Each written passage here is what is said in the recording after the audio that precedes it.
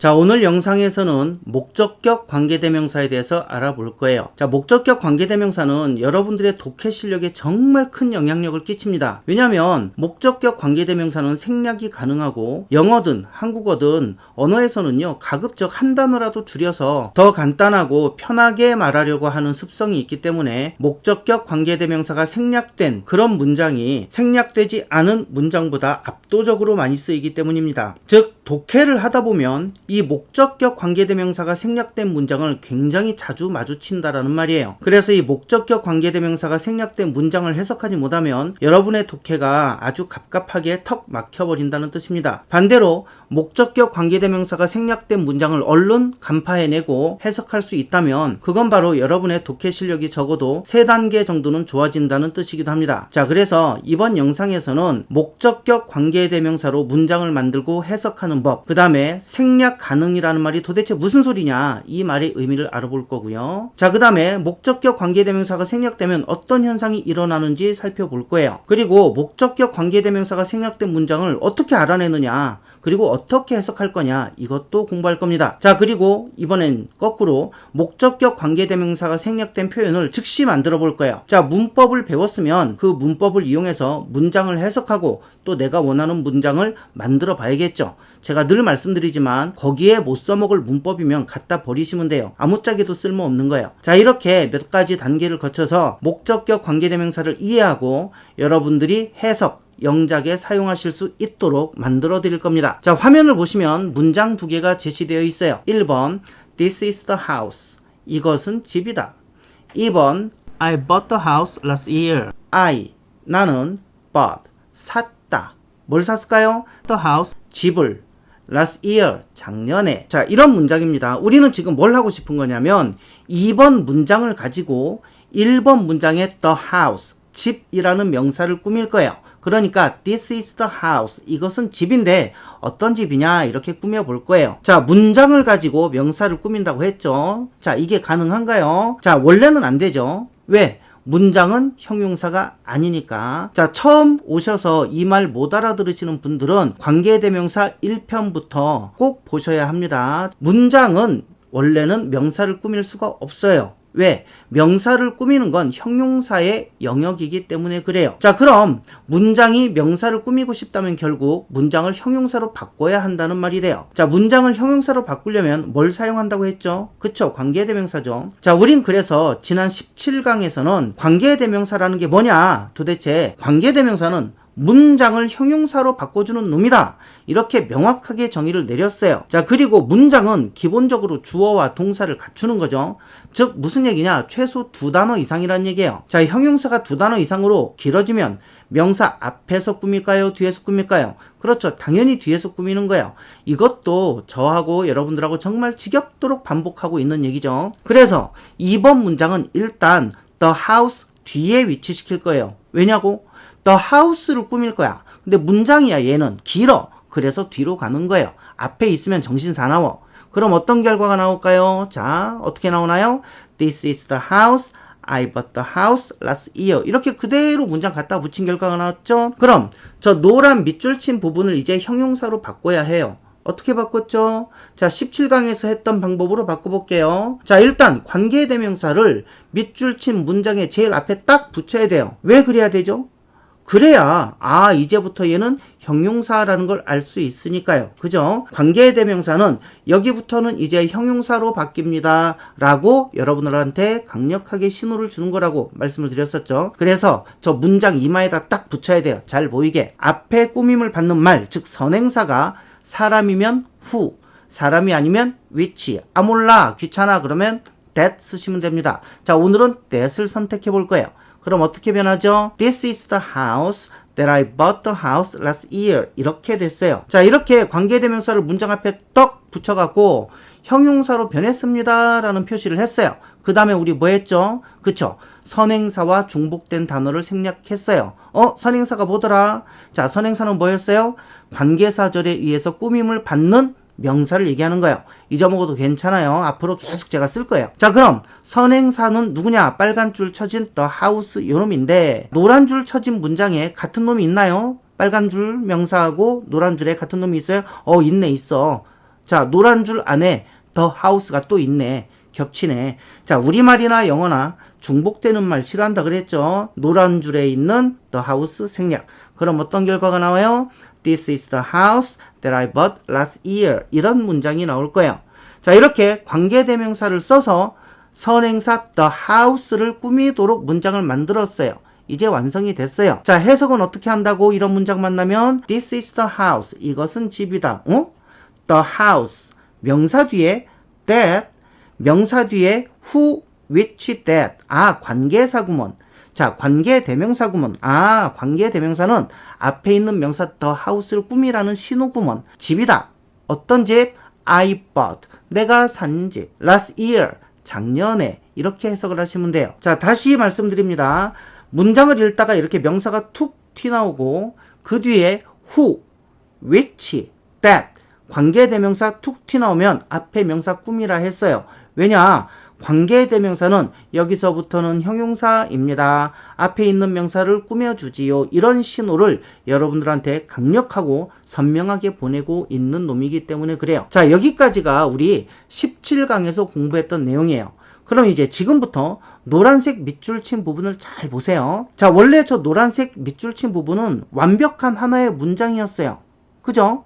멀쩡한 하나의 문장이 지금 명사를 꾸미겠다고 절로 샥 간 거예요. 그러니까 지금도 완벽한 하나의 문장이어야 해요. 저놈은 원래 완벽한 하나의 문장이었어요. 맞죠?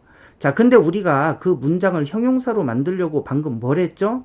첫째, 관계 대명사를 집어넣었죠. 대명사도 명사니까 어쨌든 명사 하나 추가했어요. 두 번째, 중복된 명사 하나 뺐죠.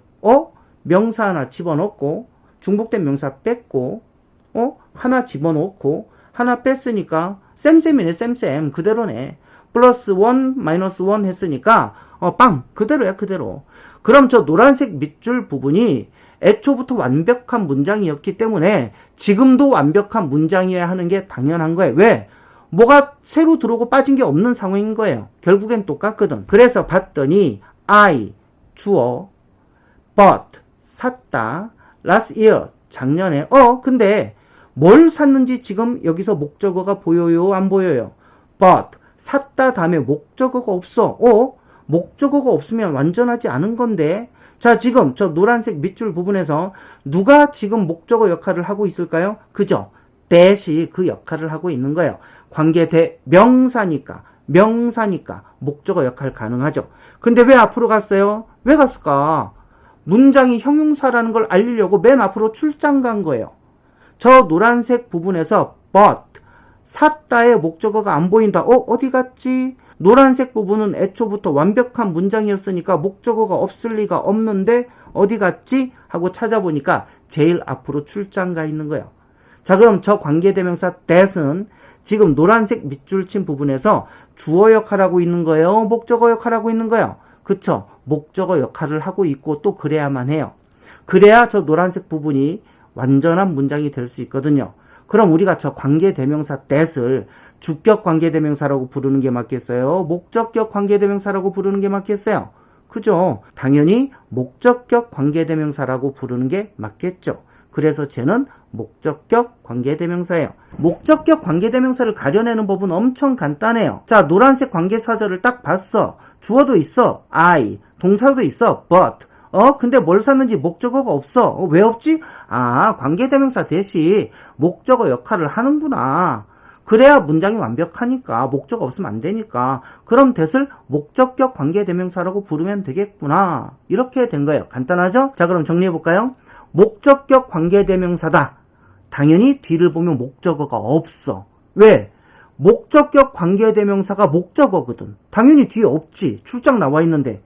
아빠 분명히 출장 갔어. 근데 집에 아빠가 있어. 이거 무서워 안 무서워? 굉장히 무서운 거예요.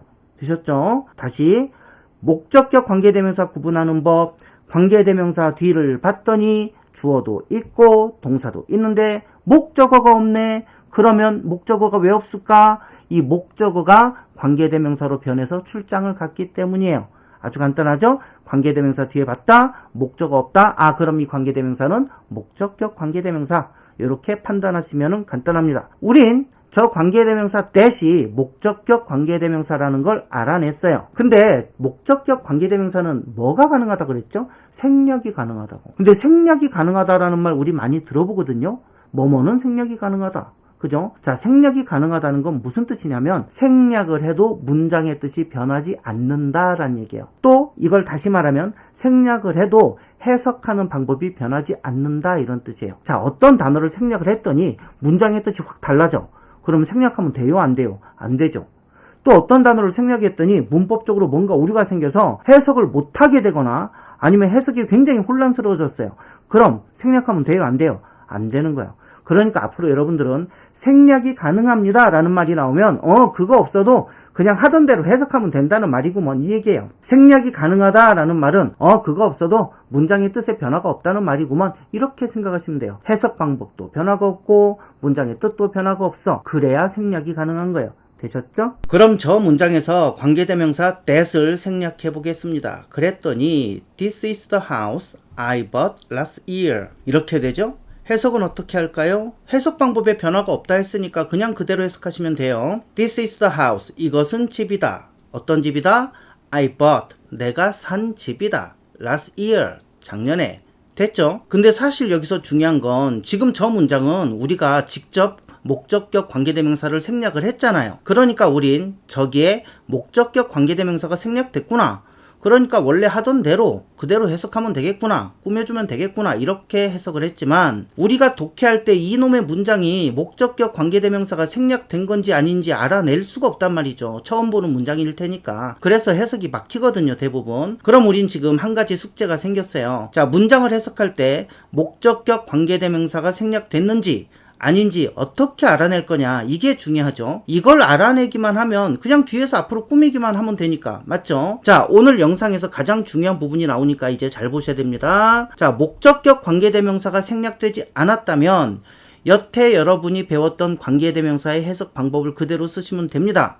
명사 뒤에 관계대명사 떴다. 형용사라는 신호군. 앞에 명사 꾸며줘야겠군. 이렇게 하시면 돼요. 근데 지금 관계대명사를 생략해버렸거든. 그러니까 형용사라는 신호가 없어졌단 말이잖아요. 그럼 저 빨간색 밑줄이 형용사라는 걸 어떻게 알아내야 될까? 느낌으로? 감으로? 그럴 리가 없잖아요. 그죠? 분명히 명확한 신호가 있을 거예요. 지금부터 그 신호가 뭔지 설명드릴 테니까 정말 잘 들으셔야 돼요. 목적격 관계대명사가 생략된 문장은 정말 여러분들이 영어 독해를 하실 때 어마무시하게 많이 나옵니다. 자, 잘 보세요. 자, 문장이 진행되다가 명사가 나왔어. 이렇게. 그리고 그 뒤에 목적격 관계대명사가 나왔어. 지금 저 빨간 줄 부분은 원래 문장이었던 거 기억하시죠? 원래 문장이었던 게 관계대명사를 써서 형용사로 바뀐 거잖아. 관계대명사 뒤에 저 빨간 부분은 원래 문장이었잖아. 그쵸? 문장을 형용사로 바꾼 게 관계대명사절이니까. 맞죠? 자, 문장이라면 반드시 뭐가 있어야 되죠? 그쵸? 주어 동사가 있을 거예요. 그럼 저 목적격 관계대명사 뒤에는 제일 먼저 뭐가 나와야 될까요? 그렇죠. 주어가 튀어나와야 돼요. 그 다음에 동사 나오겠죠. 자, 이런 식으로 되겠죠. 주어가 원래 문장 제일 앞에 있어야 되겠지만 지금 이 문장이 형용사라는 걸 알리기 위해서 관계대명사가 그 앞에 위치해 있는 거잖아요. 그쵸? 만일 저 목적격 관계대명사를 생략하면 어떻게 될까요? 한번 생략해 볼게요. 삐리릭 명사, 그 다음에 주어 해갖고 계속 진행이 되겠죠. 이렇게 되겠죠. 근데 주어의 품사는 뭐죠? 우리 5강에서 배웠는데 명사는 문장에서 뭘로 쓰인다? 주어, 목적어, 보어. 그럼 주어 자리엔 뭐만 올 수 있다? 명사.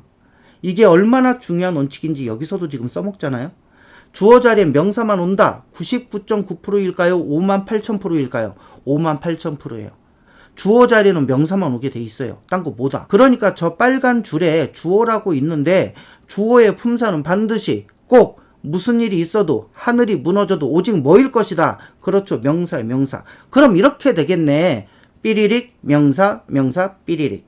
잘 보세요. 명사와 명사가 쌩으로 박치기 하고 있죠. 명사와 명사가 나란히 있단 말이에요. 세상 천지에 이런 일은 있을 수가 없어요. 절대로. 형용사는 나란히 쓸 수 있어요. 몇 개. 부사도 나란히 쓸 수 있어요. 몇 개. 얘네들은 액세서리니까 여러분들 머리에다가 핀을 1개를 꼽든 100개를 꼽든 상관이 없잖아요. 그죠? 자, 하지만 얘네들을 빼고는 어떤 품사도 2개를 나란히 쓸 수가 없어요. 당연히 명사나 동사는 절대로 2개가 나란히 있을 수가 없어요. 의심나면 해보시면 돼요. I like Tom Jane. 이거 돼요? 안 돼요? 안 돼요. 근데 쟤네는 나란히 있네? 명사 두 개가? 그럼 안 되는데. 저럴 수가 없는데. 왜 저럴까? 왜 저런 현상이 일어났을까? 맞춰보세요. 1번. 책이 인쇄가 잘못된 거다. 2번. 명사와 명사 사이에 분명히 뭔가 있다 사라진 거다. 정답은 몇 번? 맞아요. 2번이에요. 아우, 대단하세요. 저렇게 명사와 명사가 부딪히면 중간에 뭐가 있었는데 이게 사라졌다는 표시예요. 그게 지금의 관계대명사일 수도 있고 관계부사일 수도 있어요. 나중에 보시면 알겠지만 관계부사도 생략되면은 딱 저런 현상이 생기거든요. 중요한 건 관계대명사가 사라지던 관계부사가 사라지던 저런 똑같은 현상, 즉 명사와 명사가 생으로 부딪히는 결과가 나와요. 자, 아까 저 우리 빨간색 부분 어떻게 해석했죠? 목적격 관계대명사가 생략됐다. 생략됐다는 것은 해석 방식에 변함이 없다. 그러므로 똑같이 앞에 명사를 꾸민다 했죠. 그럼 저렇게 명사와 명사가 부딪히면 우린 앞으로 어떻게 해석해요? 뒷부분이 앞에 명사를 꾸미도록 해석하시면 돼요. 그래서 제가 학생들에게 가르치던 독해 원칙 10가지라는 게 있어요. 이 10가지 해석 방식에서 벗어난 문장을 저는 아직까지 단 한 문장도 보지 못했어요. 그 독해 원칙 10가지 중에 하나가 바로 이거예요. 명사와 명사가 부딪히면 앞에 명사를 꾸며라. 예외 없어요. 이건 무조건 적용됩니다. 그러니까 앞으로 여러분들이 영어 문장을 읽다가 명사와 명사가 박치기 하는 걸 보잖아요. 그럼 뭐 관계대명사가 생략됐네, 관계부사가 생략됐네, 그런 거 이제 몰라도 돼요. 해석할 때는 명사와 명사가 부딪혔다. 그럼 뒷부분이 앞에 있는 명사를 꾸며라. 이 신호예요. 이게 독해 원칙 10가지 중에 하나라고. 자, 그런데 사실 명사와 명사가 충돌하는 게 이 경우 말고 또 있긴 있어요.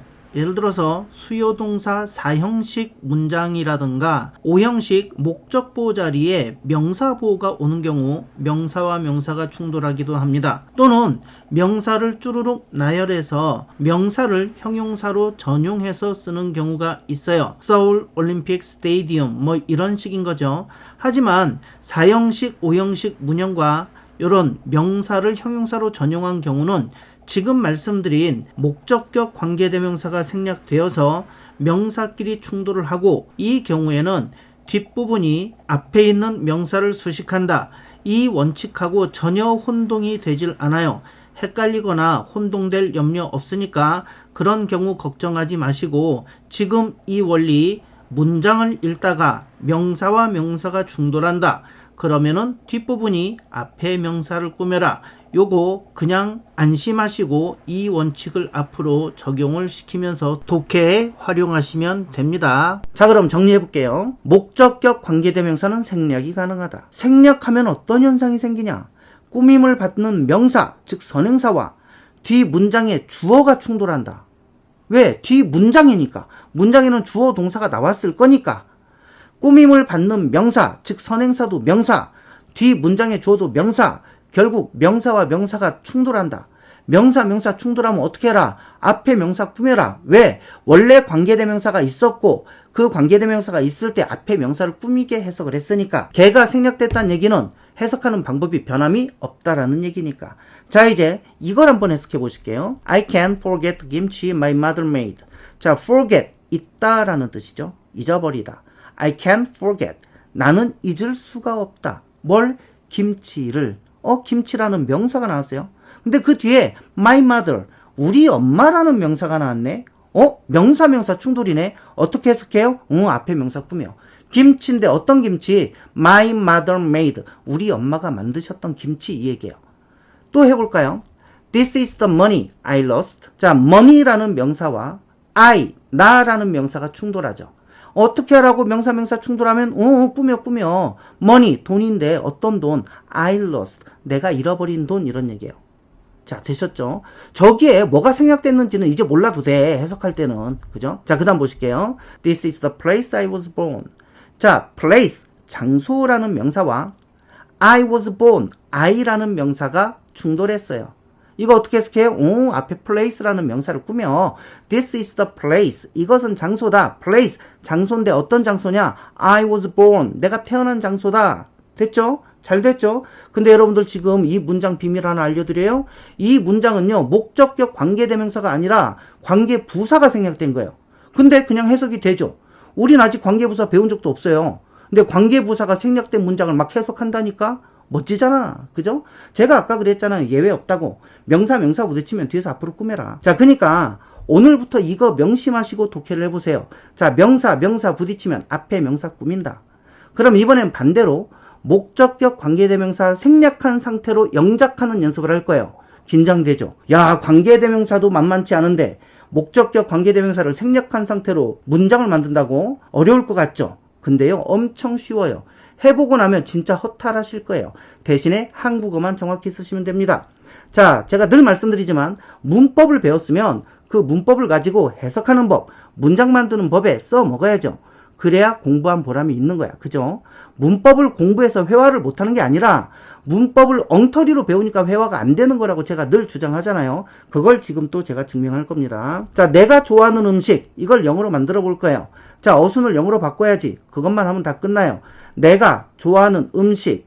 자, 음식인데 내가 좋아하는, 형용사가 기네. 그러면 형용사 뒤로 가. 그러면 영어 어순, 음식, 내가 좋아하는. 이렇게 가면 되겠죠? 이제 저 한국어에 맞는 영어 단어만 넣으세요. 음식, the food. 내가, I, 좋아하는, like. the food I like. 끝이에요. 진짜 끝이라니까? the food I like. 내가 좋아하는 음식 끝난 거예요.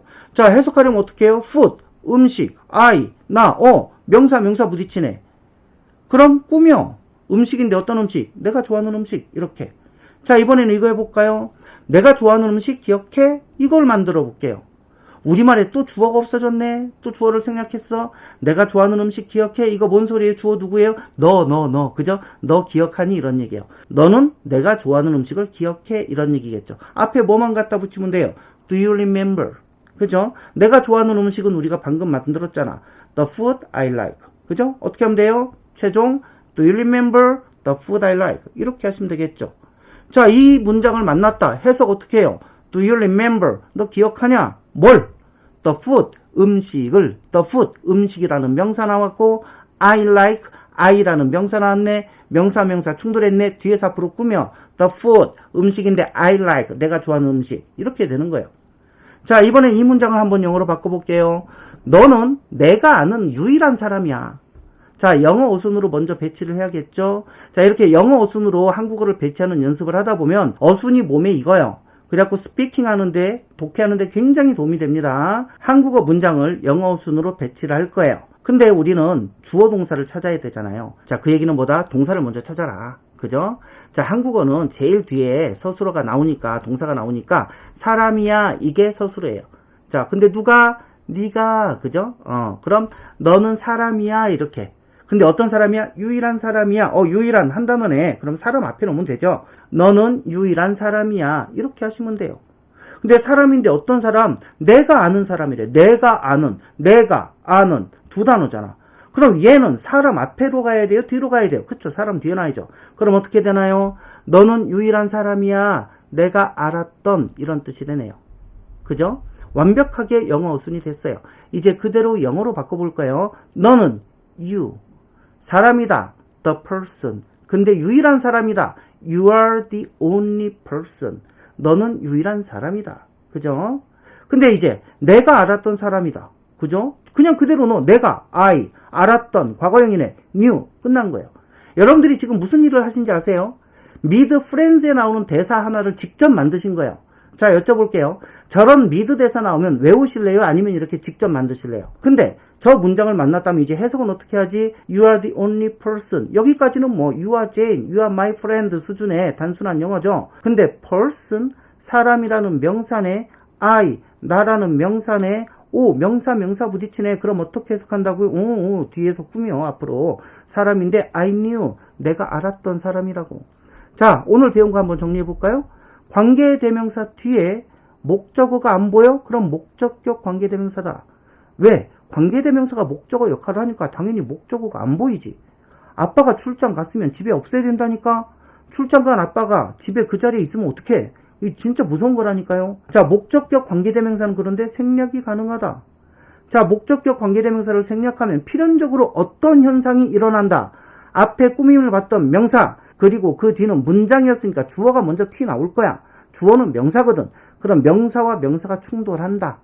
자, 이렇게 명사와 명사가 충돌하면 앞에 명사 꾸며라. 그러면 여러분들 그동안 여러분들이 어렵게 생각하셨던 영어 문장의 후위수식, 뒤에서 꾸며주는 거 뭐뭐 있었는지 정리해 볼까요?